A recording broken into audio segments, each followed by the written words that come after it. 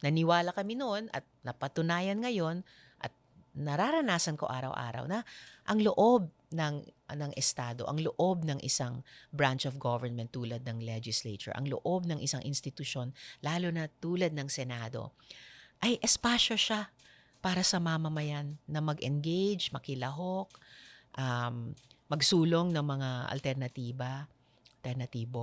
At may mga naipapanalo din over the years. Thought-provoking conversations with the people shaping our country. We uncover stories behind the headlines with influential voices from the Philippines and beyond.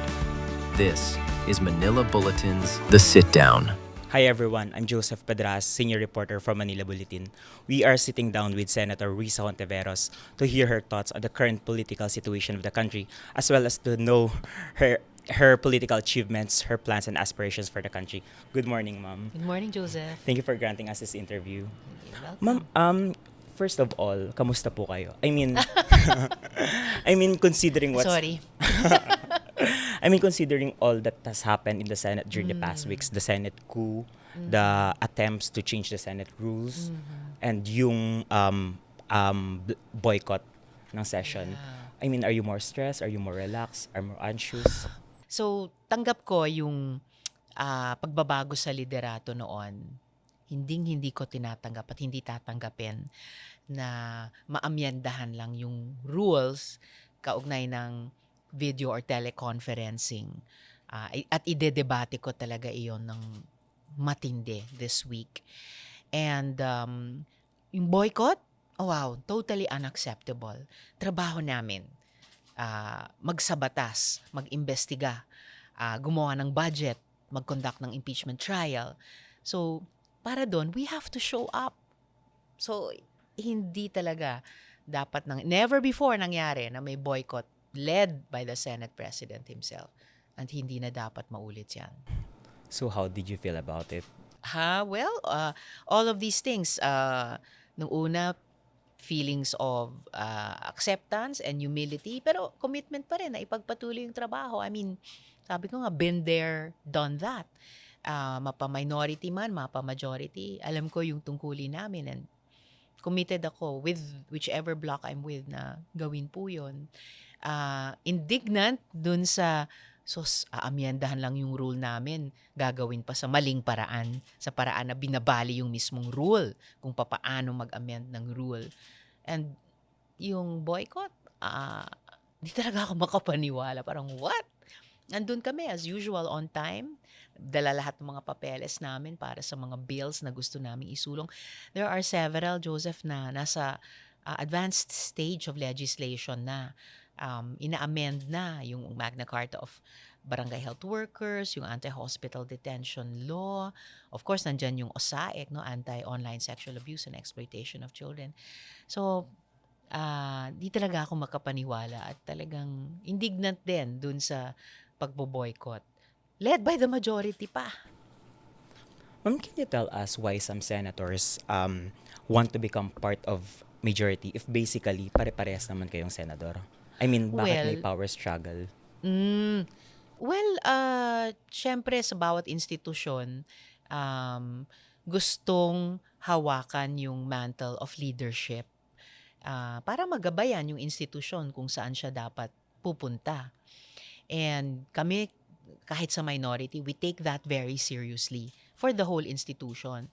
Kaya kahit hindi kami ang majority, kahit hindi kami ang may hawak ng liderato, we show up for work every day at hinuhold namin yung leadership to that high standard na dapat. So, kaya kami siguro yung unang nasya-shock kapag hindi ginaganap yon. So, leadership is responsibility too.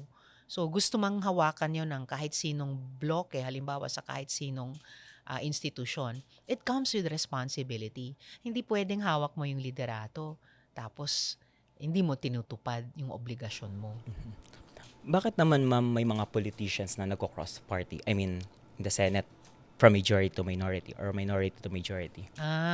Well, Dapat sana mas maayos, hindi magulong proseso yon kung meron na talaga tayong political party system at mas maraming parties na kinabibilangan ng bawat isa sa amin na gagabay sa amin, didisiplina din sa amin. But the matter of crossing from, not from one party to another, but from, say, majority to minority or from minority to majority, it's really all about leadership. Kung ano yung vision mo of leadership at kung makabuo ka ng sapat na bilang ng mga kapwa senador mo na ikaw ang gagawing Senate President or kayo ang gagawing liderato.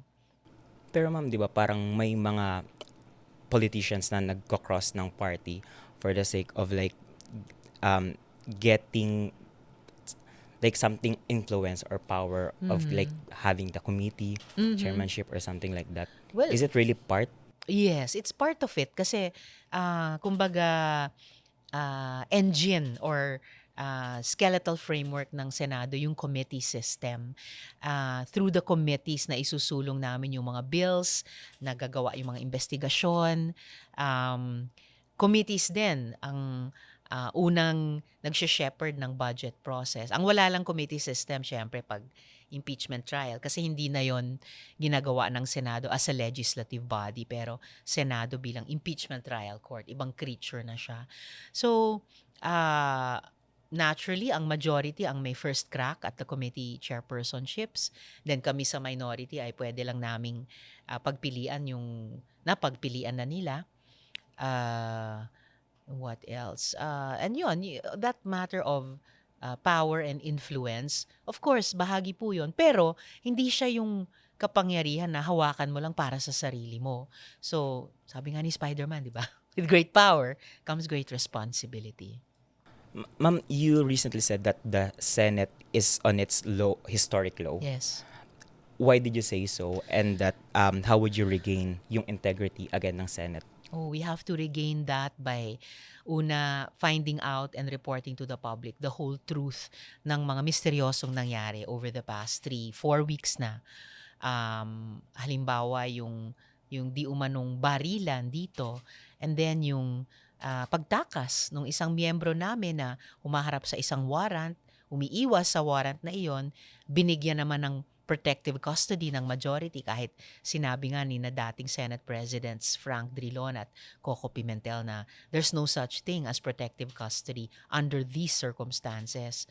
And then yun na nga, yung boycott ngayon, bahagi rin ng hindi nakakapagbigay linaw, kundi nakakalito sa publiko. Ano ba nangyayari? So, kailangan talaga naming i-report sa publiko ano yung mga resulta ng fact-finding or investigations and kailangan magwasto kami. I'm sorry dun sa sinabi niyong we have to report the whole truth. Yes. Meron po kasing iba-ibang version ng truth. Oo. Depende sa, of course, bias ng isang nagsasabi nun. So, for you, this is the truth, and for the other party, this is the truth. This is the justifiable thing to do, and for the other, this is just a justifiable thing to do. So, what do you think of that? Yung sitwasyon nating ganyan ay isang napaka peligrosong sitwasyon. And malaking papel dito yung pag-abuse ng social media na pinagduda tayo sa facts, pinagduda tayo na there are things that are true, anuman yung pinanggagalingan mong posisyon. Tas binabaliktad ang mga bagay-bagay. Yung mga dating totoo, ginagawang kasinungalingan. Yung mga kasinungalingan ngayon, like say, literally deep fakes, halimbawa, sa pag-abuse ng artificial intelligence, ginagawang totoo, kuno. Kahit hindi naman talaga totoo, sa paulit-ulit na kasinungalingan, sinusubukang gawing totoo. Sa dami lang ng pag-like or pag-share. So, kaya mabuti, halimbawa dito sa recent incident ng barilan kuno sa Senado, at least mayroong ibang mga ahensya o institusyon na nag-iimbestiga bukod pa sa fact-finding na pwede naming gawin internally. Andyan yung CIDG ng Philippine National Police, andyan yung prosecutors ng Department of Justice. And lalo na yung physical evidence ng mga pangyayari. Siguro naman pare-parehong mga physical evidence ang ine-examine nila at i-examinin din namin kung sakali. And on that basis, hopefully, mas maraming magkakahawig na findings and recommendations kaysa sa magkakaiba or kontra pa sa isa't isa. Senator, what do you think are the qualifications of a good senator?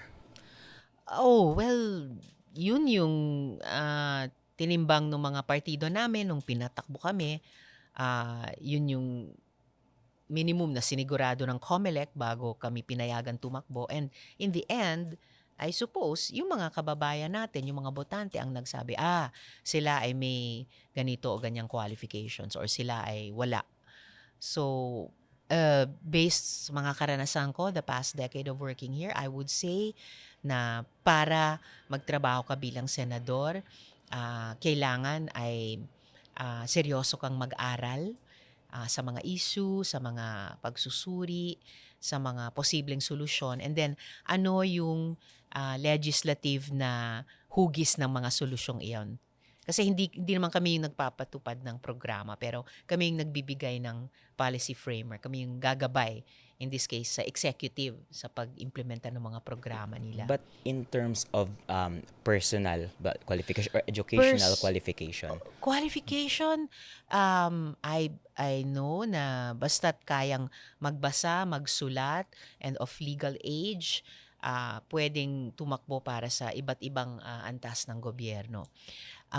And that's a great leveler. Bahagi yan ng demokrasya natin. At maraming precedents din sa kasaysayan natin na mga taong umabot sa mataas or mas mababang antas ng pag-aaral and who did better or worse bilang mga mambabatas. Hindi lamang dahil sa inabot or di inabot na edukasyon, pero dahil sa, halimbawa, pag-apply sa sarili, sa lifelong learning, sa self-improvement. Meron din tayong mga sa kasaysayan natin, umabot nga sa mataas na pag-aaral pero hindi naman naging magaling bilang senador, and vice versa. Umabot sa modest na antas ng pag-aaral pero distinguished themselves as legislators. And in the end, babalik din tayo sa trabaho ng mga mambabatas din to provide the policies and annually the budget para ayusin yung education system natin kung dun tayo nagwo-worry. ma'am, can you briefly tell us how you became a senator from an activist? I mean, you were before you were fighting the system, but now you are within the system. Yeah, that's a good way of putting it. Nung una akong naging representante ng Akbayan Party sa House of Representatives hanggang nagtrabaho dito sa Senado, kailangan noon ng isang paradigm shift. Kasi nga nagsimula ako bilang aktivista. And aktivista pa rin ako sa diwa ko, lifelong activist. Pero ngayon, in the past 20 years, ang trabaho ko ay mambabatas. So the whole idea was yung tinanong mo, Joseph, na kung dati sa tinatawag na Parliament of the Streets, lumalaban para sa mga agenda ng mga mamamayan sa labas ng Estado. Ano kaya? Ito yung naging katang-isip namin nung buuin yung Akbayan. Ano kaya't magbuo ng partido, isang totoong partido, na may filosofiya o may ideolohiya at may platform of governance at subukan din kaya nating lumaban din sa loob ng Estado. So that's what I've been doing. That's what I'm doing right now. Dahil naniwala kami noon at napatunayan ngayon at nararanasan ko araw-araw na ang loob ng Estado, ang loob ng isang branch of government tulad ng legislature, ang loob ng isang institusyon, lalo na tulad ng Senado, ay espasyo siya para sa mamamayan na mag-engage, makilahok, magsulong ng mga alternatibo. At may mga naipapanalo din over the years. That said, ma'am, what is your greatest contribution as a senator and what is your greatest regret? Siguro isa sa greatest contributions kasi talagang natutuwa ako tuwing naalala ko yon at natutuwa tuwing may lumalapit para sabihin, ay, nagamit namin yung batas na yan. Isa na yung expanded maternity leave law na pinadami ang paid maternity leaves ng employed women mula 60 days lamang noon hanggang sa 105 days. Sa loob ng 105, pwede pa siyang magpasa leave ng hanggang 7 araw sa kanyang asawa o partner para madagdagan din ang paternity leave ng mga lalaki naman. One of my greatest regrets ay isang boto noon sa isang bill na hindi ko maboto completely yung gusto kong iboto because of certain issues of timing sa context niyan. That's as far as I can go into the detail. So, ano ko pa rin, parang pangako ko hanggang ngayon na babawi ako sa botong iyon pagdating ng tamang panahon. Would you tell us what is that, ma'am? That's as far as I can go in terms of the Okay. detail kasi nga I'm still hoping na makabawi sa botong iyon sometime in the future or Okay. the near future. Ma'am, seeing the country from within the government, how can you assess or how do you assess our situation from 2004 when you first entered politics Oh, to now? I mean, was life better before or is it Ah. better now? interesante. Well, from inside the legislature, kasi 2004, unang pagiging representante ako ng Akbayan kasama sina Eta Rosales at Mayong Aguha. Ano yun kasagsagan ng mga taon ni dating Presidente Gloria Macapagal-Arroyo. So, very challenging din nung panahong iyon. Nung una akong nagtrabaho bilang party list rep ng Akbayan, hindi pa nabubunyag yung Hello Garci na controversy. Sumunod yon soon after. And ayun, naging napaka-mainit ang panahon, hindi lang sa loob ng House of Reps noon, pero maging sa mga kalsada kasi nangyari, pinataw ni dating Presidente GMA yung state of emergency, tinutulan ng marami yon pati kami, tinutulan namin yon. And then, the years leading up to yung pagiging presidente naman ni Noynoy Aquino, which until now, in balance for me was a good administration. In fact, arguably the best so far mula nung People Power Revolution. And during the early or mid 2000s, napaka-challenging din economically sa ating mga kababayan. And isang matinding papel na gumanap noon ay yung issue ng korupsyon all the way up to the presidency at that time. So pagpasok ni Noy ay sa administrasyon niya, well, yung isang, again, fact na of record, nung pagkatapos ng administrasyon niya, may naiwan silang malaking surplus para sa susunod na administrasyon. Okay, we know what happened since then. Fast forward to now, so up to 4 weeks ago, I would have said na the Senate was in a good place kasi marami kaming tinatrabaho, marami-rami kaming napoproduce. Pero hirap pa rin or ulit yung mga kababayan natin dahil na rin sa dagdag na pabigat ng Middle East War at saka yung oil crisis ulit. So idagdag pa natin ngayon itong kaguluhan namin sa Senado, kaya doble yung sense of urgency namin na ayusin ulit yung aming bakuran, ayusin ulit itong aming bahay, yung aming household, para nga makatutok kami ulit at makaambag sa mga solusyon para sa ating mga kababayan given the current situation. But for the people, ma'am, sa tingin nyo, was life better Bad. before? Or Sorry? was life better before or better now? Kung tignan lang natin yung recent surveys, nakakalungkot, 'di ba, na mas marami ngayon ay nagsasabing compared to the same time last year na humirap ang buhay nila. Mas maraming nagsasabing they don't expect na it will get better soon. So, bukod kasi sa yung mga economic data, yung isang mas o pinakamahalaga pang ang currency, gamitin natin yung salitang yon, ay pag-asa. Kasi minsan yun na lang natitira sa atin. So, yun ang hinding-hinding dapat mawala sa bulsa at puso ng mamamayan. Yun yung dapat makapitan lagi. Na laging meron tayong currency na yon, laging meron tayong yaman or hiyas na yon. Ma'am, the SOGI bill hasn't progressed. I know, ang right? dami ng Congress na dumaan. Halos 3 dekada na yan.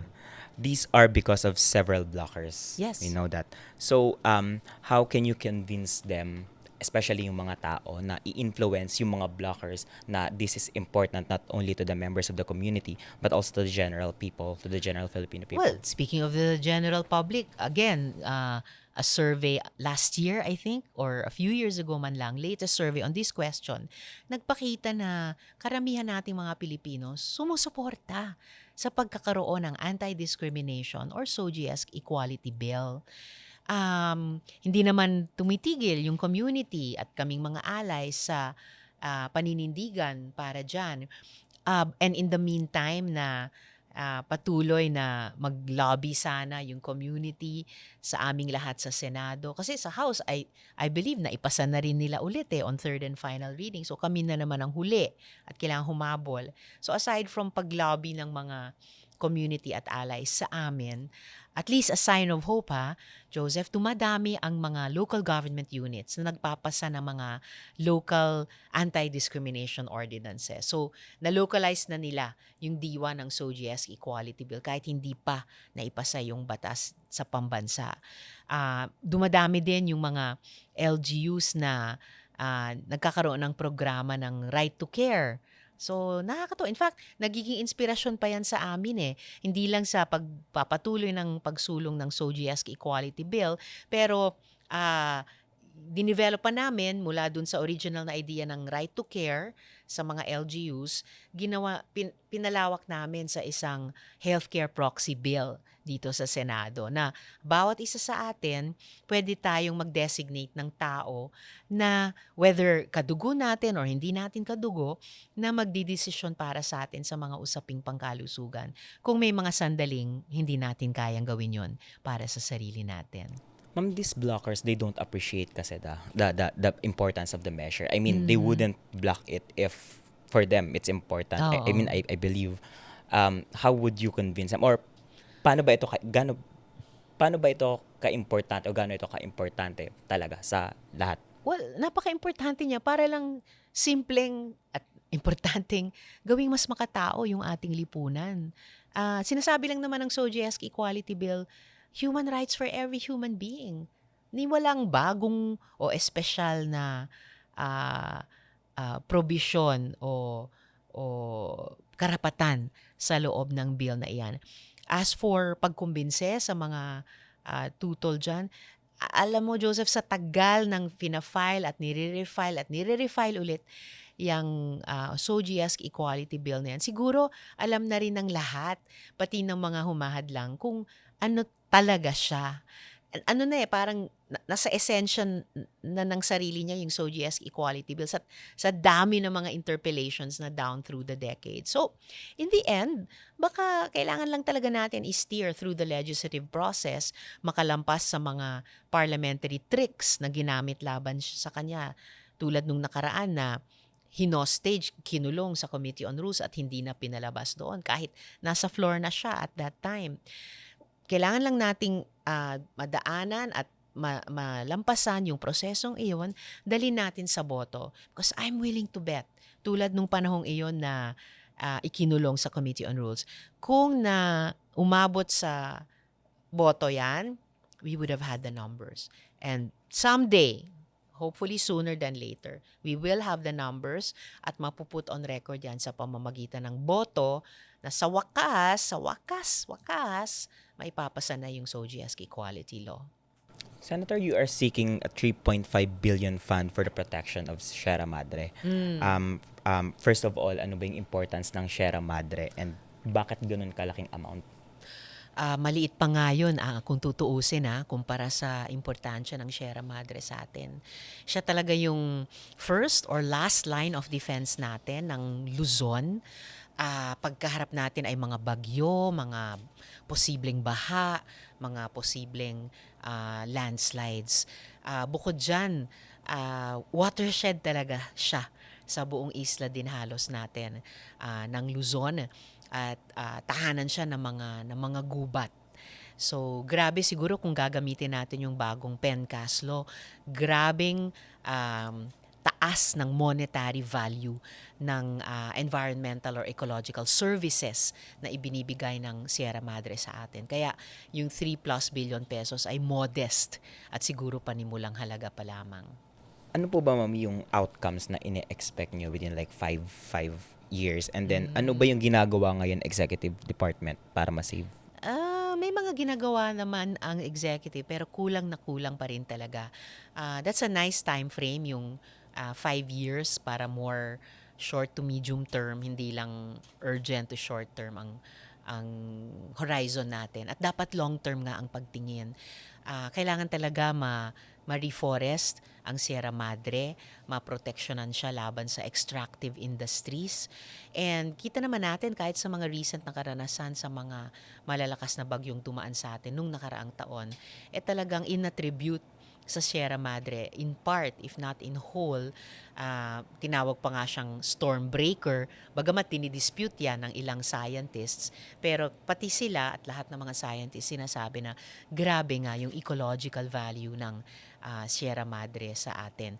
Hanggang sa syudad, hindi lang sa bundok, hindi lang sa kanayunan, pati sa pagprotekta sa kalidad ng tubig na pumapasok sa mga households natin. Lahat yan matetrace back din natin sa Sierra Madre.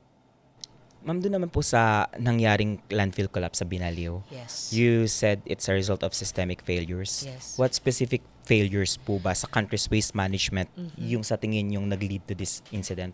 Well, halimbawa sa kabila ng meron tayong magandang Solid Waste Management Act, dahil sa mga maling mga executive issuances, halimbawa isang department administrative order ng DENR mismo, kung hindi ako nagkakamali, at yung mga pagkukulang sa oversight sa implementasyon ng batas. Halimbawa, isang importanteng nangyaring pagbabago, nawala na yung mga multisectoral or multipartite monitoring bodies na dapat mag-oversee sa pag-comply sa obligasyon ng mga landfill operators. Kaya bago at pagkatapos ng Binalio, halos hindi natitigil yung mga landfill collapses. Ang mga landfill collapses ang mga landfills ay mabaho na nga, nagkakaroon ng leachates ng mga toxic na substances mula dun sa landfills papunta sa groundwater natin at papasok sa mga water supply systems natin. Tapos grabe, nagko-collapse pa at nagpipinsala sa mga kawawang kababayan natin na na-reduce na nga sa ang itinirang trabaho o hanap buhay na lamang sa kanila ay scavenging. Nagtsatsaga sila doon para lang buhay ng kanilang mga pamilya sa isang mas makatao sanang paraan. And then nabibiktima pa sila sa mga collapse. Sila yung nasasaktan o sila yung namamatay at nawawala na lamang. So overall talagang kitang-kita po natin whether sa mata ng Solid Waste Management Act o sa mata ng ano ba yung livable cities na standards, ano ba yung standards natin na makataong pamumuhay. Bad news talaga, bumabagsak talaga ang mga landfills. Ma'am, punta naman tayo sa flood control and other controversies na nag-surround sa atin. Bakit sa tingin niyo may mga government officials na nakakasuhan? And what do you think is the way they think? Bakit sila nagko-commit ng crimes, especially corruption? Hindi ko mahuhulaan paano ba sila nag-iisip, lalo na tungkol sa mga krimeng iyon. Dahil kung meron namang incentive, bagamat kulang pa, no? Palagay ko na incentive na huwag gumawa ng graft and corruption. At kung may mga parusa sa paggawa ng corruption at again, yun ay kulang na kulang pa rin bilang deterrent, no, sa paggawa ng krimen na iyan. Hindi ko mahula paano sila nag-iisip. Pero it points to hindi lang personal failures pero institutional failures din. Kaya't ang laki ng effort ng Blue Ribbon Committee nung nakaraang taon sa ilalim ni dating Chair Senator Ping Lacson na imbestigahan ito. Nagsimula na nga sa kanyang explosive na privilege speech, di ba? And then nasundan ng maraming pagdinig ng Senate Blue Ribbon Committee on the flood control scandal. Nabitin man yung committee report niyan, at least pinadala na ni dating Chair Ping yung committee report na pinirmahan ng ilan sa amin sa ombudsman, and hopefully tulad ng ginawa ng ombudsman sa bitin din na committee report namin ni na dating Blue Ribbon Committee Chairman Dick Gordon, dahil pinadala namin ni dating Chair Dick ang formally committee report sa ombudsman, nagamit nila sa case build-up. And yun ang inaasahan dito sa flood control, na magamit din ng ombudsman sa case build-up. At hindi pa tapos ang kwento dito sa Senado. I still hope magpapatuloy ang Blue Ribbon Committee sa investigasyong Ang iyan. daming nakakasuhan ngayon. Pero Yes. based on our experience, yung mga kinasuhan din noon, napapawalang sala ngayon. So, bakit? Well, doon tatawid naman tayo sa ibang branch of government, yung judiciary. And may efforts down through the decades na suportahan ang judiciary sa kanyang pagmo-modernize at kanyang pagre-reforma din. Mga 20 years ago or more, merong bantay katarungan. Kasama doon yung mga dating justices, dating judges, mga abogado.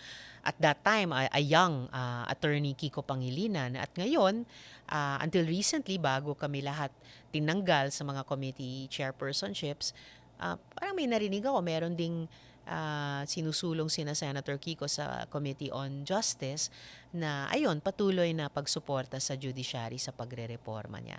So, itong pagiging gobyerno, pagiging iba't ibang branches of government, bukod sa paggawa ng kani-kanyang trabaho, parang lifelong process of self-improvement din, dahil marami nang nagawa, pero marami ring mga pagkakamali at pagkukulang ng nakaraan. So, kailangan i-rework ang sarili para to do much better.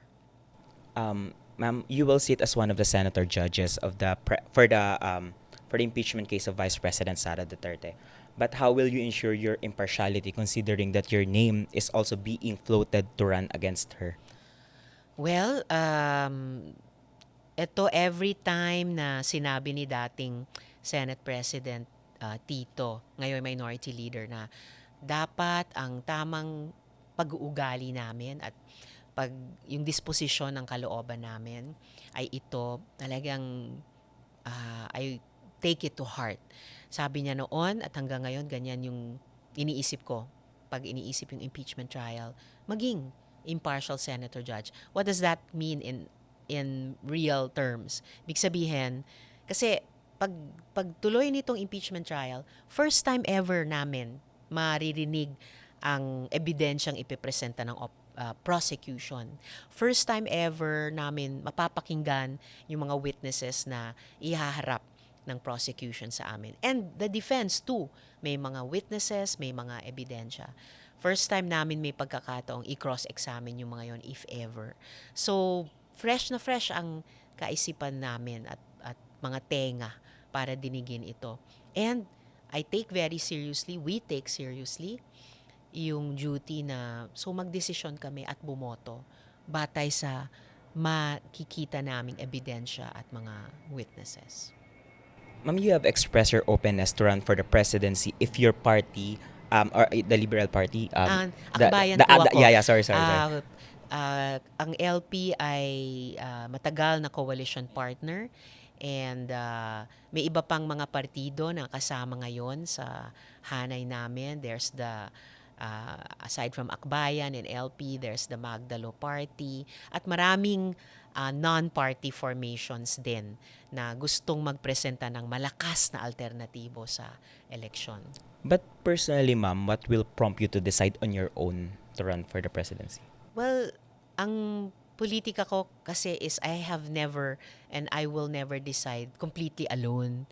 Lagi kong binibilang ang sarili ko bilang miyembro ng partido ko at higit sa lahat, miyembro ng pinakamalawak na koalisyon na kaya kong buuin, kaya naming buuin for any electoral or issue-based campaign. So, importante para sa akin leading up to 2028 na kung sino ang lumabas na pinakamalakas sa amin. Halimbawa, sa surveys, pinakamalakas ay dapat magkaisa kami sa kanya. Whether ako yun or iba yun, kailangan there can be only one. Isa lang para may fighting chance. If in a snap you become the president tomorrow, what will be your top 3 priorities para maramdaman ng tao yung immediate changes? Wow, mahirap ah. That's a really good question. Top 3 kung sakali para bukas. Syempre yung immediate cohesive package of responses para makusyonan yung mga maprotektahan at maalagaan yung ating mga kababayan sa mga patuloy na epekto ng Middle East War at saka oil crisis. Siguro pangalawa, yung pag-implementa na completely or as widely as possible nung mga matagal nang binubuong reforma sa mga social protection institutions natin. Yung universal healthcare system natin, yung education system natin, yung job generation system natin. And pangatlong top, siguro yung imbitasyon sa lahat ng Pilipino na anuman ang pinag-aawayan natin dahil sa sinserong mga paniniwala natin at dahil sa mga tao at bagay na mahal natin, nasa emosyon talaga at damdamin, nasa puso natin. Pwede bang dahil ang dami rin nating hinaharap na problema, parehong problema sa lahat, pwede ba nating subukan, solusyonan ang mga yan ng sama-sama? Para kung masolusyonan natin yan ng sama-sama, pwede nating tignan, sama-sama nating ginawa itong solusyon. And para patunay sa suspicion ko talaga, paniniwala na mas marami kasing nagkakaisa sa ating mga Pilipino kesa sa naghahati-hati sa atin. For the last question, ma'am, Yeah. have you ever dreamed of becoming a president? No. I never even dreamed of becoming a politician. Ang dami lang happy accidents na nangyari. Kaya mula sa pagiging aktivista, peace movement worker, broadcast journalist for a time, guro, miyembro ng government peace panel, ay naging politiko ako. A series of happy accidents. So, malay natin, baka kung mangyari yung ganyang pangarap, looking back, it will have been maybe also because of a series of happy accidents. Ma'am, baka may message na lang kayo sa Filipino people considering what's happening right now. Okay, well, salamat Joseph sa pagkakataong ito at salamat po sa mga kababayan na nanonood, nakikinig sa aming conversation. Siguro huling mensahe na lang para sa ngayon ay basta kapit lang tayo. Walang bibitaw. Napakahirap talaga ng sitwasyon ngayon pero ang dami na rin nating dinaanan bilang isang sambayanan at nalampasan sa ating kasaysayan. And somehow we've come out the better for it. So, manatili tayong tapat sa pagsusumikap na ito. So, ingat po at kita po tayo. Thank you, Senator Thank Risa, for the you. interview. You're welcome.